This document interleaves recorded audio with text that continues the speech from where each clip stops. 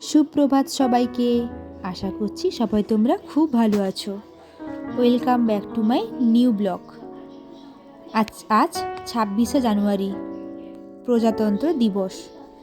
এদিকে আবার রবিবার, ছুটি আছে, কিন্তু স্কুলে নাকি পতাকা উত্তোলন হবে। তা সব বাচ্চারা না গেলেও স্যারদেরকে যেতে হবে। যাই হোক, কিন্তু আমার আজকে সকাল সকাল রান্নার থেকে ছুটি, মানে রান্নাটা একটু দুপুর গড়িয়ে করবো আর কি। তাই সকালবেলা দেখলাম কি সুন্দর রোদ বেরিয়েছে। এই কদিন রোদ ছিল না জানো, কুয়াশা বৃষ্টির মতন হয়েছিল। কি বিরক্তিকর ছিল যে ওয়েদারটা। যাক, আজ 3 দিন পর একটু রোদের মুখ দেখলাম। সকাল সকাল আমি রান্নাঘরে চলে এসেছি, রোদে বসে জমিয়ে পকুড়ি দিয়ে মুড়ি খাবো বলে। সবার জন্য পকুড়ি ভাজছি। আর মাঝে তোমরা যে পাতাটা আমি তোমাদেরকে দেখালাম, ওটা হচ্ছে তেজপাতা। আমাদের বাড়ির বাগানেরই তেজপাতা গাছ আছে, ওটারই। আমার পকুড়ি ভাজা কমপ্লিট। আর সকালের প্রথম যে কাজটা আমি করি ওটা হচ্ছে বেসিন মাজা।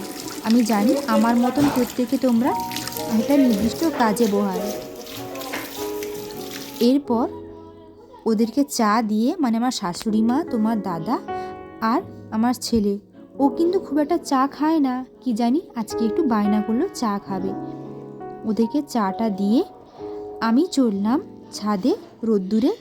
যে কালকে ধানটা দেখাচ্ছিলাম, ওটা সেদ্ধ হয়েছে, ওটা শুকাবো। রোদটা ঠিকঠাক লাগছে কিনা ওটা দেখার জন্য ছাদে গেছিলাম। শ্বশুরমশাই পুজো করতে এসেই ধানটা দিয়ে গেছিলেন ছাদে।